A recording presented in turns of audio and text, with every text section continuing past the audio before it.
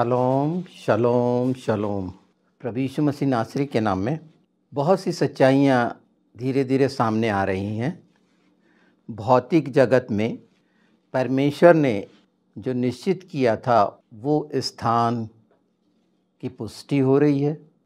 पुरातत्व अभियान के द्वारा किया जाने वाले काम के कारण जो साक्ष्य सामने आ रहे हैं, तो वाचा का संदूक जो निर्गमन 25 में हम जानते हैं कि कैसे बना था, जो बनाया गया था उसका पूरा विवरण है। लेवी व्यवस्था 16, पहला राजा 8 में देखेंगे, क्योंकि ये तंबू में रखा गया था जो मूसा के द्वारा बना था, पर अब यहाँ सुलेमान ने मंदिर बना लिया, भवन बना लिया है, तो वहाँ पर उसके लिए पहला राजा 8 है। हम सब जानते हैं मसीही लोग। और फिर ईसा पूर्व करीब 586 वर्ष पहले, प्रभु यीशु के 586 वर्ष पहले बेबीलोनियन ने इज़राइलियों पर अधिकार किया था, उन्हें गुलाम बनाया था। तो सुलेमान ने जो मंदिर बनाया था तो परम पवित्र स्थान के नीचे तहखाना था, ज़मीन के नीचे, कि ऐसे समय के लिए वहाँ पर सुरक्षित रखा जाए। और आज हम देखते भी हैं कि अगर आप यरूशलेम में देखेंगे, बैतलहम में, तो प्रभु यीशु का जहाँ जन्म हुआ उसके नीचे की जगह सुरक्षित रखी गई है और ऊपर लोग जाके देख सकते हैं। तो इसी तरह रखा गया था। और जब सुलेमान के समय में परम पवित्र स्थान में वाचा का संदूक रखा गया तो उसमें सिर्फ तख्तियाँ थीं आज्ञा की। इससे जुड़ी हुई बात सिलो से। सिलो आध्यात्मिक राजधानी माने इज़राइल की, क्योंकि वो थी। और जिस समय वाचा का संदूक छीना गया था, हम पहले शमूएल 4 से अगर हम आगे जाएं तो फिलिस्तियों ने इसे छीन लिया था इज़राइलियों से, और 7 महीने फ़िलिस्तियों के, ये फ़िलिस्तीन नहीं समझ लेना आप, फ़िलिस्तीनियों के अधिकार में रहा था। और वहाँ जो घटना घटी थी और उसके बाद फ़िलिस्तिनियों ने जो दंड स्वरूप जुर्माना चुकाया था और उनकी पूरी मूर्तियाँ कैसे कट के गिर गई थीं, वो सब डर गए थे और फिर उनने वापस किया था। वो जब छीना गया था तो उस समय एली महायाजक हुआ करता था सिलो में। उसी ने, जो एली महायाजक था, उसने सिलो से उस वाचा के संदूक को बुलवा लिया था युद्ध के समय में, जब उनको ये लगा कि हम फिलिस्तियों से कैसे हारे।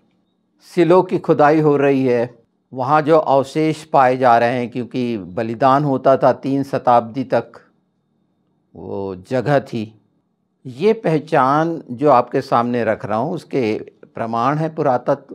अभी जो सारा कुछ किया जा रहा है नई नई तकनीकों से, अब ज़्यादा समय भी नहीं लगता। पर एक मान्यता ये भी है कि इथोपियन, जहाँ से सबा की रानी आई थी, उसका लड़का जिसका नाम मैनलिक था, उसके द्वारा इथोपियन एक्सम जगह पर ये छिपाया गया, ये माना जा रहा है। अगर हम रोमन कैथोलिक बाइबल में देखेंगे तो दूसरा मकाबी में जो लिखा है उसके दूसरे अध्याय 4 से 8 में यिर्मयाह ने संदूक को नबो पर्वत पर एक गुफा में छिपाया था ताकि उसके साथ ये बेअदबी ना करें। ये प्रमाणों की बात के अनुसार मैं ये सच्चाइयाँ आपके सामने रख रहा हूँ। इसके जो बहुत भयानक परिणाम है झूठों के लिए, जिनने बहुत सारा झूठ फैलाया है मसीह विरोधी लोगों ने, उन सब के लिए जो हड़पना चाहते हैं इज़राइल को, जो कभी नहीं कर सकते, तो ये प्रमाण आ रहे हैं। पर हमारे लिए जो इब्रानी 9 है कि एक बार हमारा प्रभु यीशु उस जगह पर प्रवेश करा, उस प्रायश्चित के ढक्कन पर अपना लहू चढ़ाया, तो क्या वो ये वाचा का संदूक था? नहीं। जो प्रकाशित वाक्य 11 में कहा गया है, जो यूहन्ना ने देखा स्वर्ग में। अब उस पत्थर की तख्तियों का अर्थ नहीं है जो इब्रानी 8:10 में है कि अपनी वाचा मैं हृदय में लिखूंगा, जो प्रभु को स्वीकारे हैं, उनके हृदय आज्ञाकारी इस प्रतिज्ञा के तो द्वारा बने हैं। एक मनुष्य शारीरिक कर्म के द्वारा आज्ञाकारी नहीं बन सकता, ये भी ध्यान रखिए। तो आज हमारे सामने जो वाचा के संदूक में रखी हुई तख्तियाँ थी वो वचन है, यीशु है। वो मन्ना का मर्तबा जो बर्तन रखा हुआ था, आज वो हमारे जीवन की रोटी है। अब उसमें वो मन्ना का बर्तन नहीं है जो इज़राइलियों ने खाया था।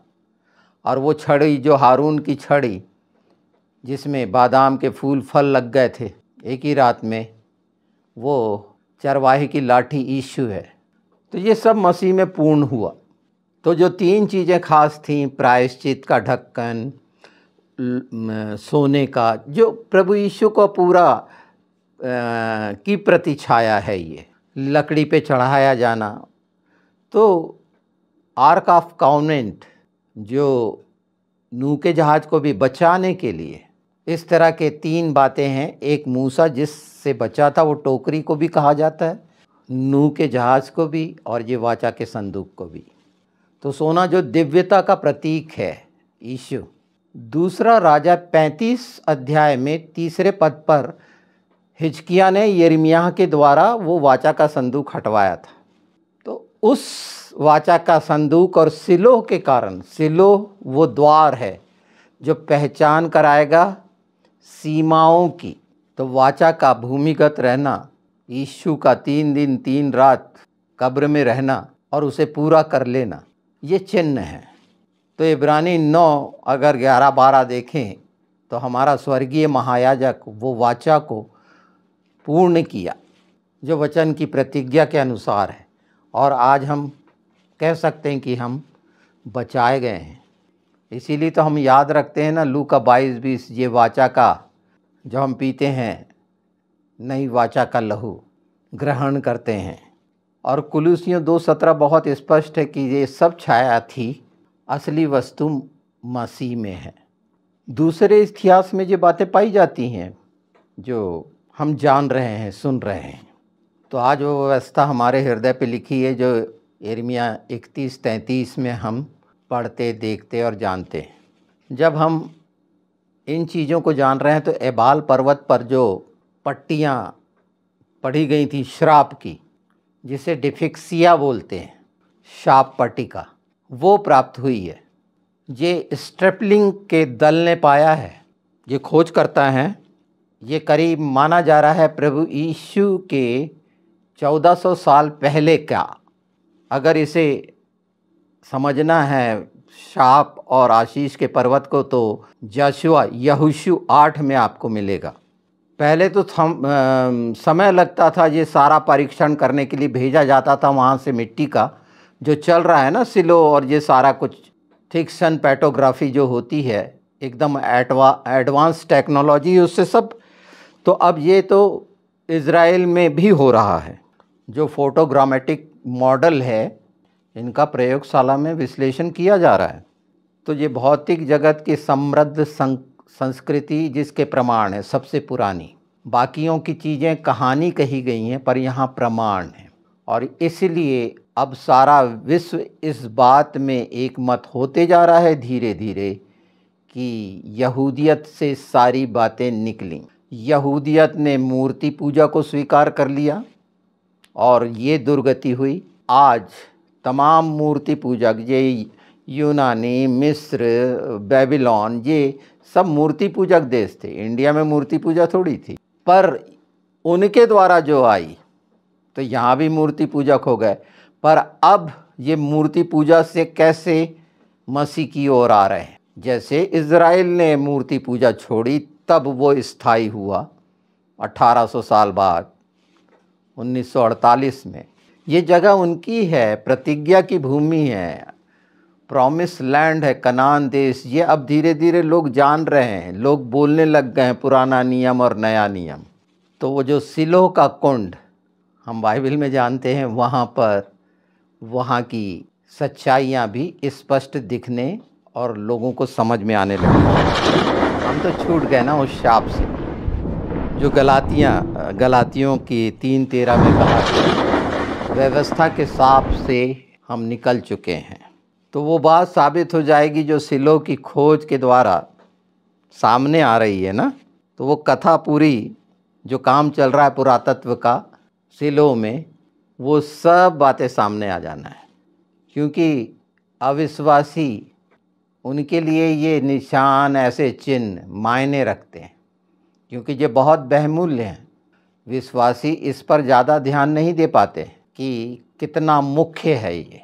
लोग झूठ को बचाने के लिए ताकत लगाते हैं और नाना प्रकार का प्रयास करके बचाने की कोशिश करते हैं। वो स्वभाव जो मिस्र, यूनान, बेबीलोन, ये सदूकी, फ़ारसी, ये ऑटोमन, ये सब उसी से निकल के आए।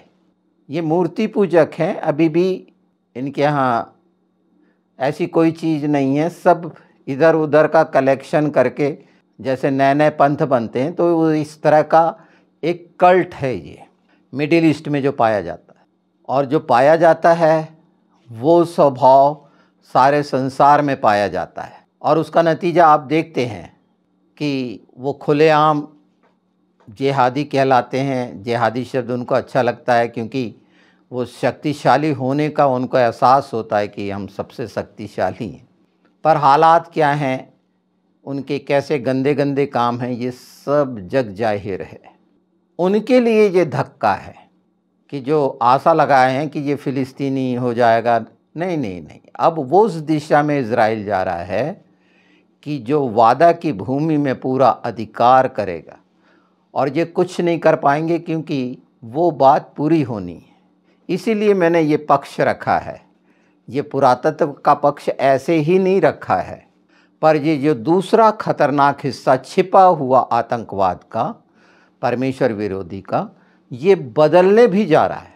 और बहुत से बदल गए हैं इसमें।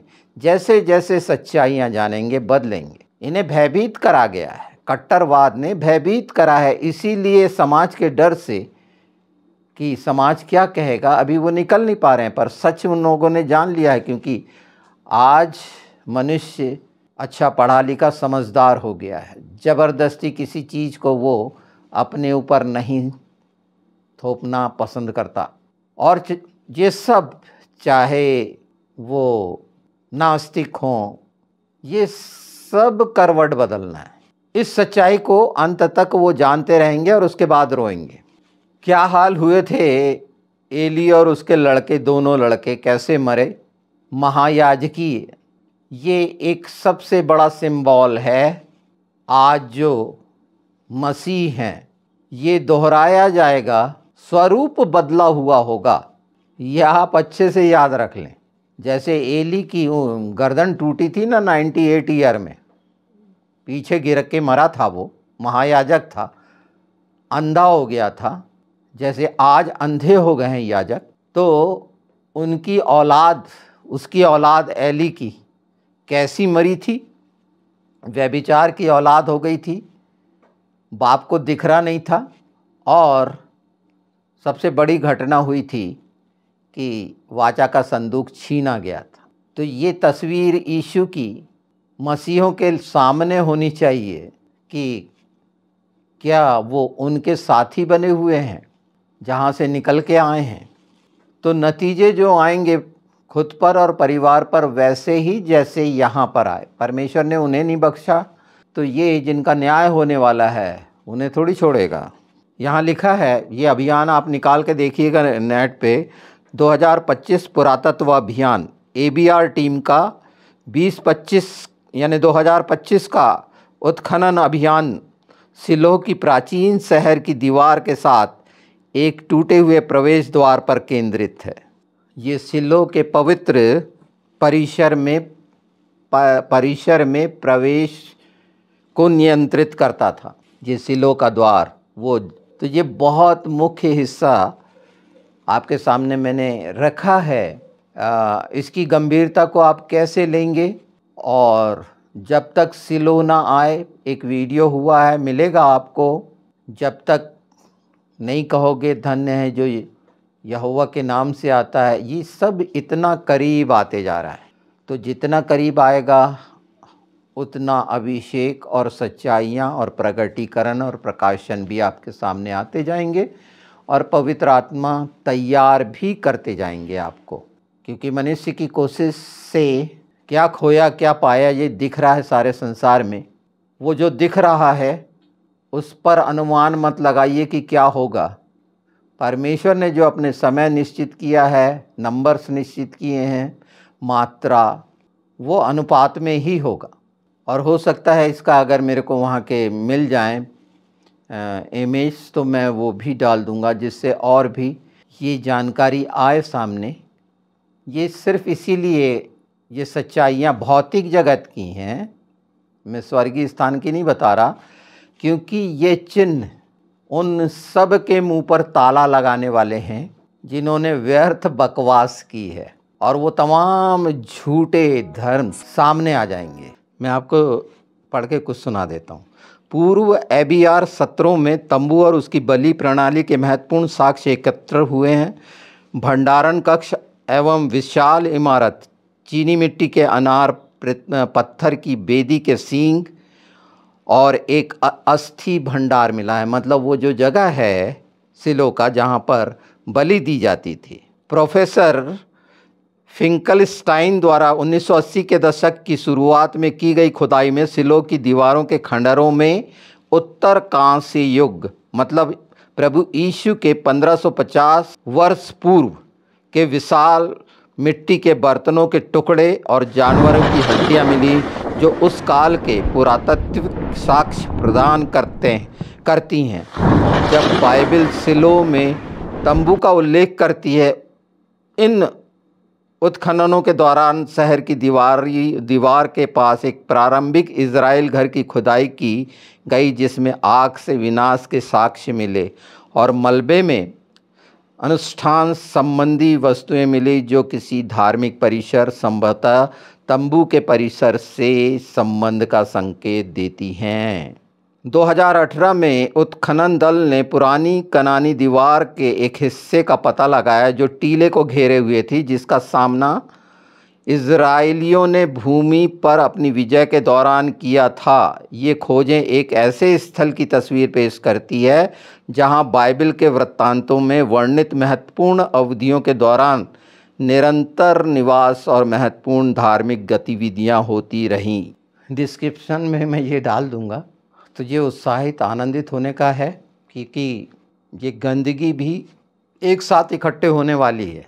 आप समझेंगे ही नहीं कब। तो वो हो भी रहे हैं, बुरी तरह हार रहे हैं, मारे जा रहे हैं, जैसे उनका स्वभाव है कपटी, वो कार्य करे जा रहे हैं। तो जो झूठा संसार अंधकार का, शैतान का, वो कितना कपट और कितनी घृणा से भरा हुआ है, ये आपको आगे और देखने को मिलेगा।